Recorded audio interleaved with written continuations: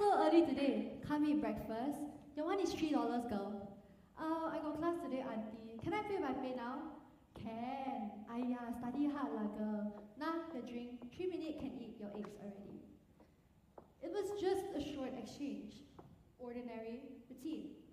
It happened every day. But in that small moment, before noise and before class, she saw me. And I saw her.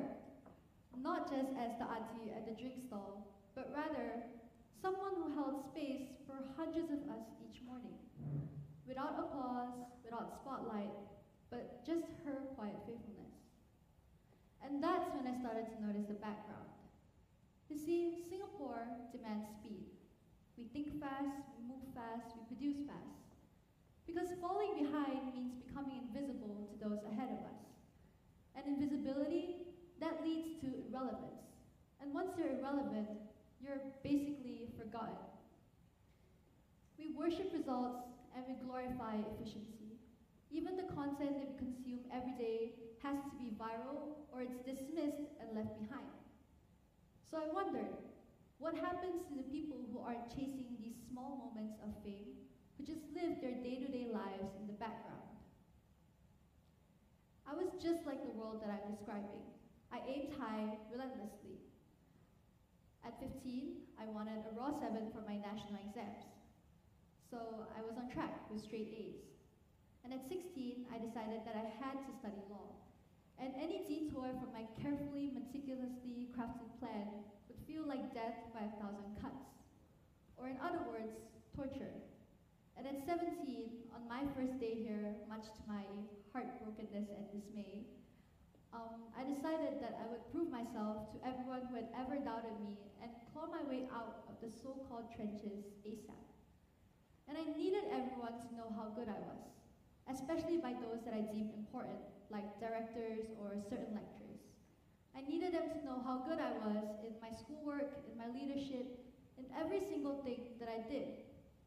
And if I wasn't praised at the end of the events that I did, I felt like I had failed. Because deep down, I believed that if I wasn't seen by anyone I wanted to be seen by, then I was nothing. Law and management at Temasek Poly was my first love and my first original plan. But ITE was a detour that I never knew I needed. But in hindsight, that arrogance made me blind to the very people around me who taught me how to love where I was. So it made me realize that I love this place, but nothing much has really changed on the outside, which means the change must have happened elsewhere, in me. So what gives? I learned how to slow down. That auntie at the drink stall, she was part of it. Her gentle care, her consistency, her memory of my usual order, it made me realize that holding space for others doesn't need an audience. It just needs presence. So I let go of all my rigid plans, I let go of chasing every gold star, and I stopped needing to be seen. Because only then, in that stillness, did I start to learn. And it wasn't from the people that I expected to. Not my lecturers, not my classmates, but from the very people we miss out every day, those holding space for us in the background. Act 2, the cleaning uncle. Study hard now, girl. Don't end up like uncle, okay? Okay, thanks uncle, I remember that. And I listened to a man who scrubs floors and works long hours every day. And it made me realize why were his words so meaningful to me more than any of the praise that I could have ever received. See, most of us, we tie our self-worth to achievements. And our sense of value is rooted in external validation and recognition. And we judge ourselves harshly by the results that we produce. Results that are praised in our meritocratic society. But allow me to break down the word meritocracy for you. It's not just your effort that gets rewarded. It's your seen effort that gets rewarded. And it starts really young, this mindset of results only, the religion of perfection, and cultivated appearances that we all seem to struggle with. At 7, the primary school we go to earns different reactions. Huh, are you sure you want to send your child to that school?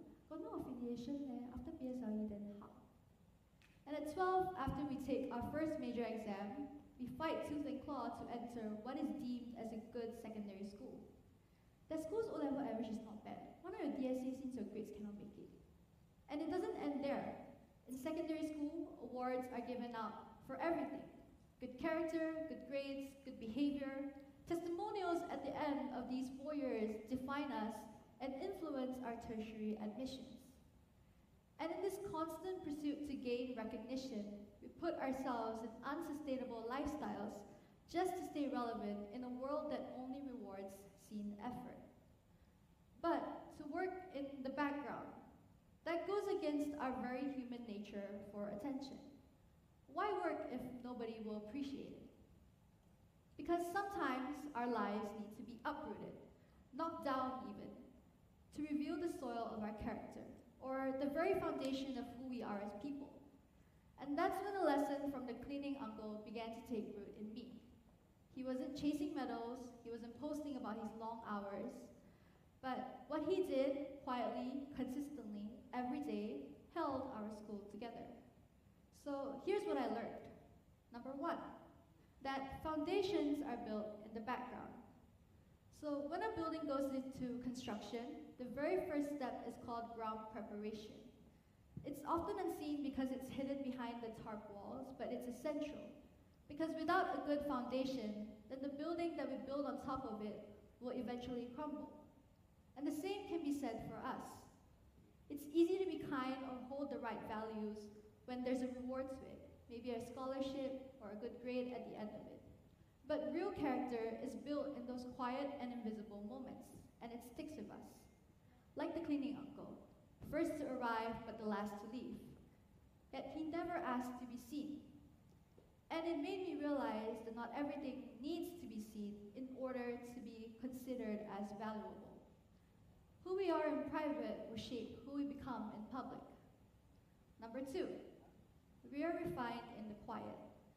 Now, once the groundwork is laid, the rest of the building will slowly start to take shape. And it's like how this speech came to life, not overnight, but through countless rehearsals to empty rooms.